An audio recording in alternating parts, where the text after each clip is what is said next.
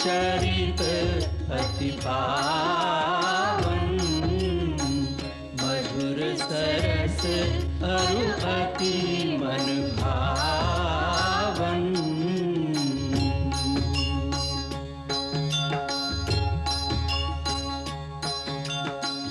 पुनि पुनि कीर्तन हो सुने सुनाए, ये की प्यास बुझत न बुझाए।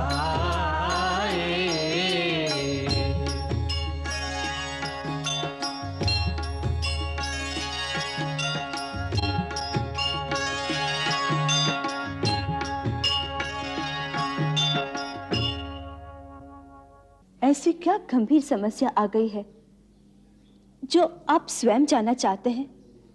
यदि आप आर्य समागत की बातों से संतुष्ट नहीं है तो किसी दूसरे गुप्तचर को भेज दीजिए। नहीं सीते, स्वर्गवासी महाराज ने हमें राजा के कर्तव्यों को समझाते हुए कहा था कि राजा को केवल अपने गुप्तचर की बात पर ही आंखें बंद करके भरोसा नहीं करना चाहिए। कभी कभी स्वयं भी भेष बदलकर राज्य की परिस्थिति और प्रजा का सुख दुख अपनी आंखों से देखते रहना चाहिए। महाराज भी कभी कभी स्वयं ऐसा ही किया करते थे। देखो, हमें लौटने में 2-3 दिन लग सकते हैं। हम अयोध्या में नहीं हैं, ये बात गुप्त रखनी होगी।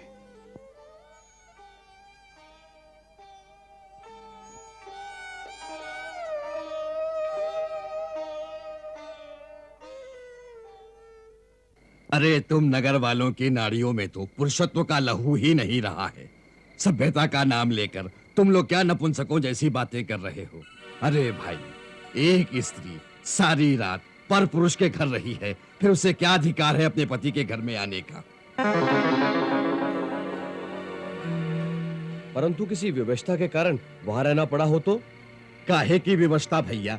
कल को तो तुम यह भी कहोगे कि व्यवस्था बस हमने किसी का वध कर दिया है। परंतु उसका दोष प्रमाणित तो नहीं हुआ। जब तक दोष का प्रमाण न हो, दंड देना न्याय नहीं है। तुम नगर वालों की यही दुर्बलता है। हर बात में न्याय और अन्याय की दुहाई दोगे, हर दोष का प्रमाण मांगोगे। अरे भैया, भगवान ने प्राणी को बुद्धि काहे को दी है? उसका प्रयोग करने के लिए ही ना। तो साधारण बुद्धि का प्रश्न यह है कि जिसके साथ रात बिताकर आई हो, जाओ उसी के पास।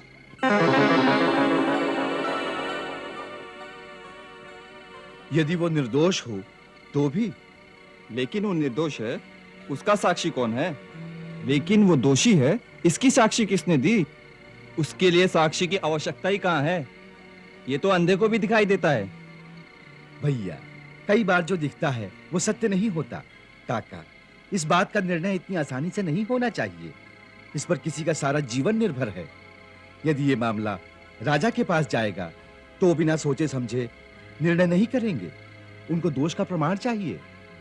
अरे छोटे भैया, ये तो उसका भाग्य अच्छा था कि उस दिन उसकी पत्नी की भेंट राजा से नहीं हुई, वरना राजा ने इस मामले में न्याय की बात सोचनी ही नहीं थी। उसने तो बिना पूछे अपने सैनिक उसकी पत्नी के साथ भेज देने थे कि रखो इसे अपने पास, नहीं तो सूली पर चढ़ा दूंगा। लेकिन एक बात तुम मुझे बताओ, राजा के सैनिक उसे उसके पति के घर तक तो पहुंचा सकते थे, लेकिन क्या वो पति और पत्नी के संबंध भी स्थापित करवा सकते थे? आप ऐसा क्यों सोचते हैं? क्या राजा इतना क्रूर और अन्यायी है? नहीं, क्रूर भी नहीं, अन्याय भी नहीं। वास्तव में हमारा राजा बहुत वीर और बहुत महान है। पिता के वचन का पालन करने के लिए वो 14 वर्ष वनों में भटकता रहा। केवल वानरों और भालुओं की सहायता से उसने रावण जैसे महान पराक्रमी और उसकी पूरी सेना को यमलोक पहुंचा दिया। ऐसा वीर और महान महापुरुष इस पृथ्वी पर दूसरा नहीं हो सकता। फिर उसके लिए ऐसा क्यों कहते हो कि वो घर में सैनिक भेज देता? भैया, ये उसकी निजी निर्बलता है। कौन सी निर्बलता? उस निजी निर्बलता का नाम है सीता। सीता? हाँ, सीता। वो रावण जैसे महापापी के घर में 10 महीने रहकर आई, और हमारे राजा राम को उस स्त्री से इतना मोह है कि न उसे केवल घर में रखा बल्कि अपने साथ सिंहासन पर भी बिठा लिया। अरे क्या आवश्यकता थी इसकी? संसार में एक से एक बढ़कर सुंदर राजकुमारियां हैं, किसी से भी विवाह कर लेता। परंतु भैया, जब कोई पुरुष किसी स्त्री के मोहजाल में फंसता है ना, तो उसकी यही दशा होती है। वो अपनी आंखों से देखकर भी विष पी लेता है।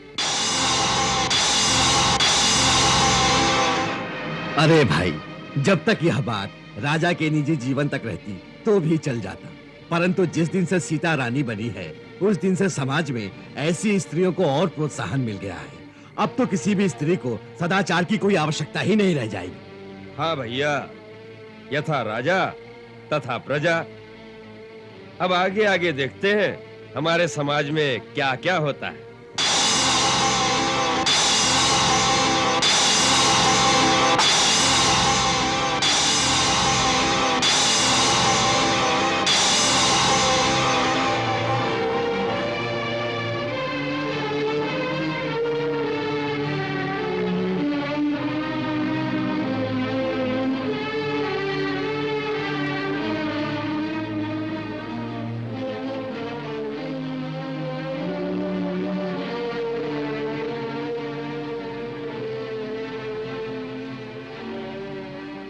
महाराज, इसीलिए मैं कह रहा था कि उन लोगों की बातें मत सुनिए।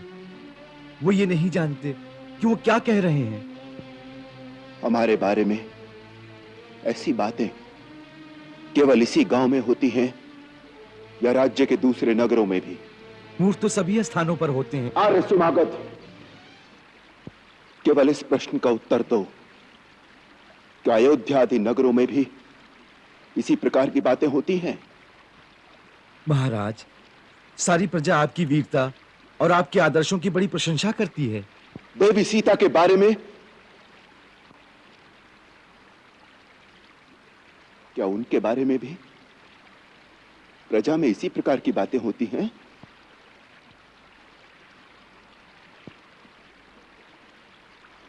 उत्तर दो। जी हाँ महाराज।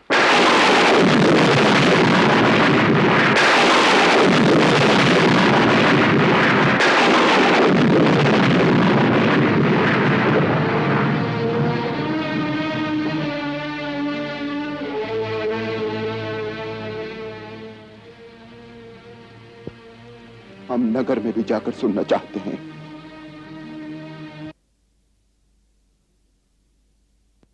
महारानी जी का आदेश है कि महाराज और महारानी किसी विशेष अनुष्ठान में व्यस्त हैं, इसलिए 2 दिन तक किसी को दर्शन नहीं होंगे।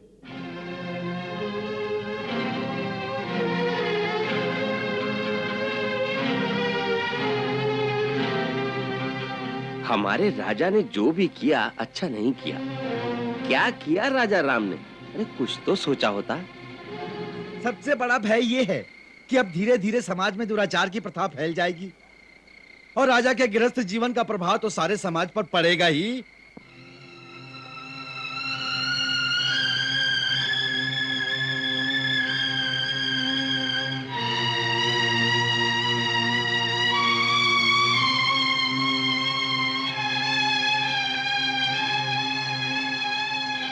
अरे भैया, आज तो एक गांव में हुआ है, कल नगर में भी यही दुराचार फैल जाएगा और सब लोग रानी का उदाहरण देंगे। अरे भैया, राम राज्य में यही एक कलंक तो रह जाएगा। इतना महान व्यक्ति स्त्री के मोह में कैसे विवश हो जाता है कि उसे न्याय और अन्याय का भी ध्यान नहीं रहता। उस परिस्थिति में राजा क्या करता? उस स्त्री का त्याग। बिना किसी दोष के? अरे भैया, उसे निर्दोष भी तो नहीं कहा जा सकता।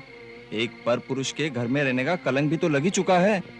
क्योंकि वो स्त्री है, इसीलिए उसे पुरुष का हर अन्याय सहन करना पड़ेगा।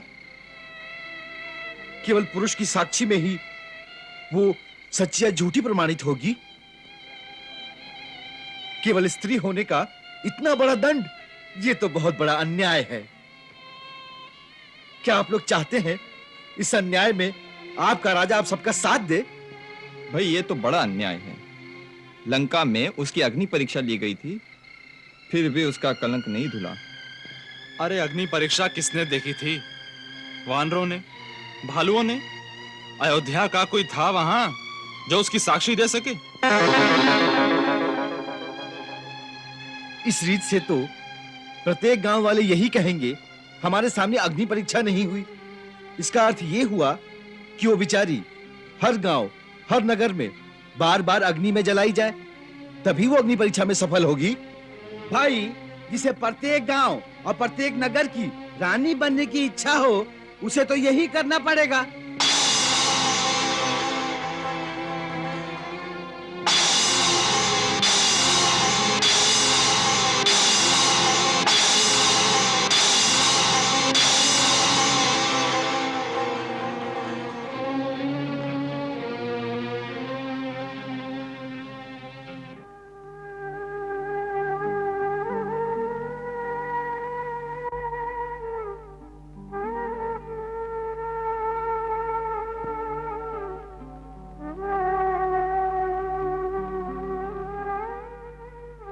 प्रभु, जिस प्रजा के लिए राजा अपना सब कुछ बलिदान कर देता है, क्या वो प्रजा इतनी कृतघ्न और पाषाण हृदय हो सकती है? क्या राजा का ही प्रजा के लिए उत्तरदायित्व है? प्रजा के लिए राजा के प्रति श्रद्धा या आदर का कोई विधान नहीं?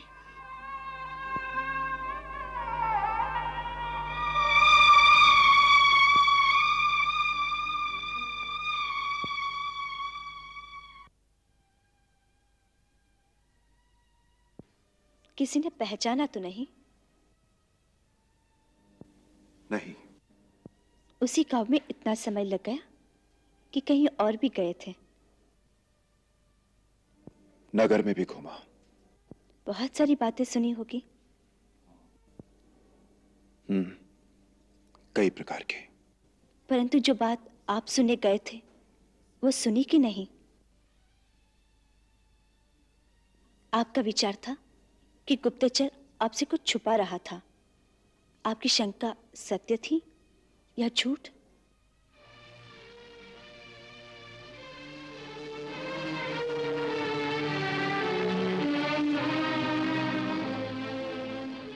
वो सत्य ही कहता था।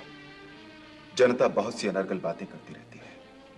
जनता की ही बातें सुनते रहे या फिर उस स्त्री के संबंध में भी कोई निर्णय हुआ? वो कहीं मिलती तो उसका न्याय करते, कुछ निर्णय लेते। जब वो स्त्री ही कहीं नहीं, तो उसका निर्णय क्या होता? वो तो हमारे राज्य की सीमा से बाहर चली गई है। ये पता चला कि दोष किसका है? नहीं। परंतु गांव की जनता किसे दोषी मानती है? कहते हैं कि जनता जनार्दन के स्वर में भगवान का स्वर होता है। सब जो कहे उसे सच मान लेना चाहिए। नहीं, नहीं, ये ठीक नहीं है। क्या ठीक नहीं है महाराज? यही कि जो जनता कहे उसे सच मान लेना चाहिए। नहीं सीते, नहीं। तुम इस जनता को नहीं जानते। जनता से बड़ा स्वार्थी और निर्दयी और कोई नहीं होता। अपने स्वार्थ के लिए वो राजा से उसके रक्त की अंतिम बूंद भी मांग लेती है। परंतु यदि राजा के हित के लिए उसे कुछ त्यागना पड़े, तो वो क्षण भर में राजा से मुंह फेर लेती है। लोगों की बातें यदि राजा को सुननी पड़े, तो वो न्याय ही नहीं कर सकता। ऐसा राजा तो पागल हो जाएगा।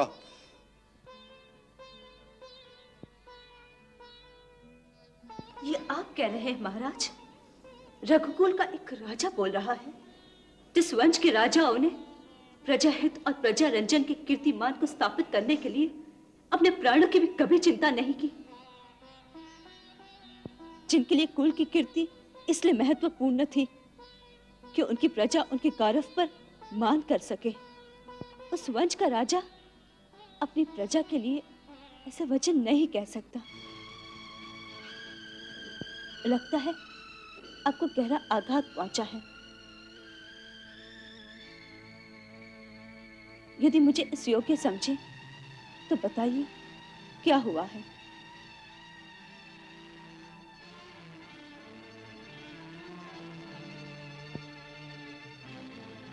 नहीं, ऐसी कोई विशेष बात नहीं है। हमने तो आज की जनता के प्रति सहज साधारण विचार प्रकट किए हैं। हो सकता है हमारे पूर्वजों के समय में जनता का प्रत्येक व्यक्ति अपने कर्तव्य और अपने उत्तरदायित्व दोनों को समझता होगा।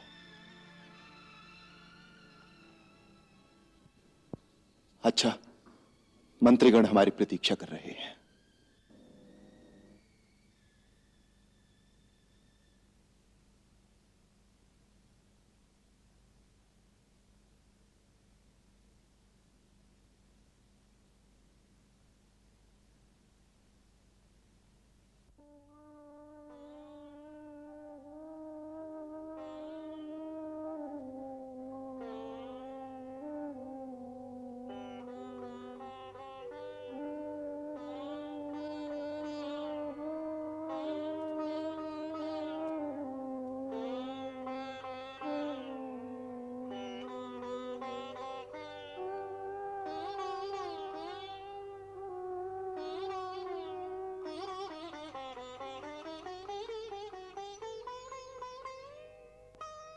वो रावण जैसे महापापी के घर में 10 महीने रहकर आई और हमारे राजा राम न केवल उसे अपने घर में रखा बल्कि अपने साथ सिंहासन पर भी बिठा लिया। अरे क्या आवश्यकता थी इसकी?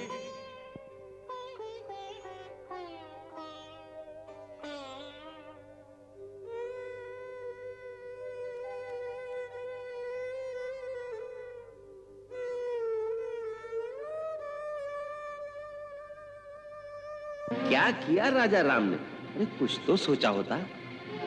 सबसे बड़ा भय ये है कि अब धीरे धीरे समाज में दुराचार की प्रथा फैल जाएगी और राजा के गृहस्थ जीवन का प्रभाव तो सारे समाज पर पड़ेगा ही।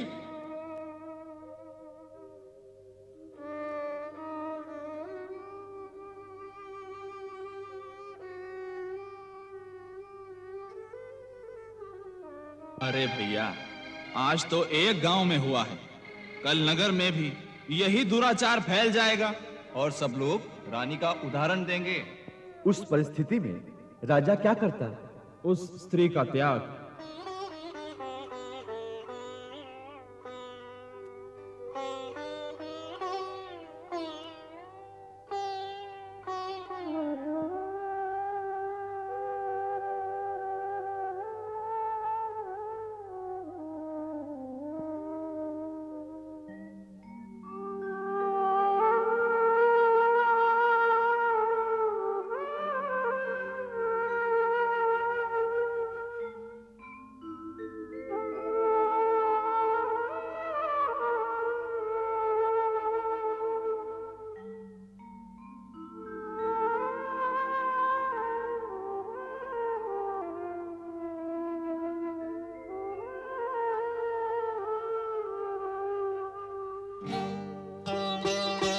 हे राम अवध के राजा, तुझे कौन सी दुविधा घेरे, जन जन के भाग्य विधाता, क्या भाग्य में लिखा तेरे।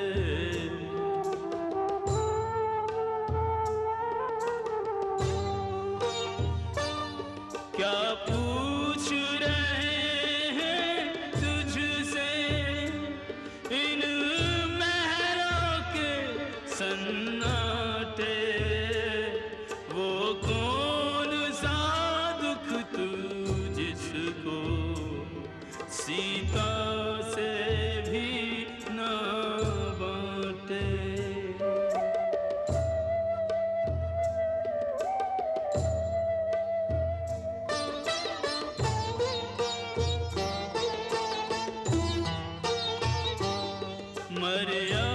मर्यादाओं की बेड़ी वचनों के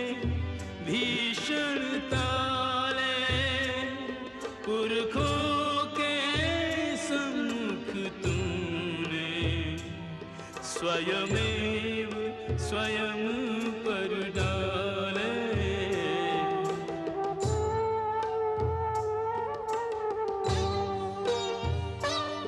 रघुकुल के संचित यश का अब तू ही उत्तरदायी। उस राह तुझे भी चलना, पुरखों ने जो राह बनाई।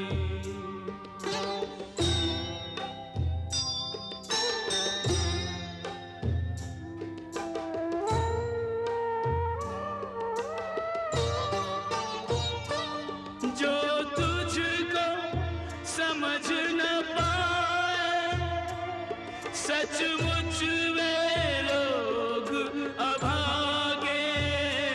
तू रख दे अपनी पीड़ा अपने आराध्य के आगे।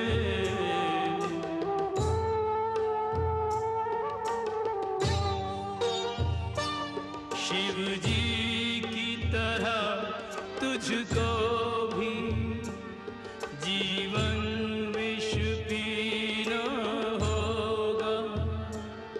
इन विषम परिस्थितियों से लड़ लड़ कर जीना होगा।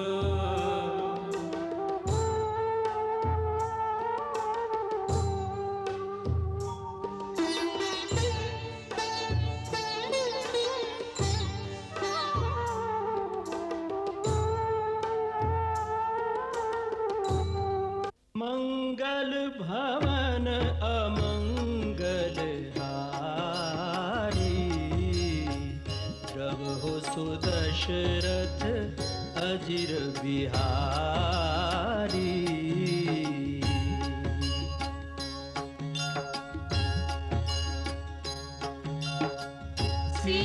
सीताराम चरित अति पावन, मधुर सरस अरु अति मन भावन।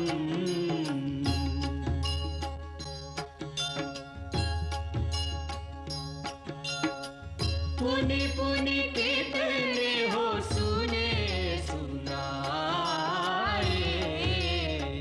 किया की प्यास बुझत न बुझाए।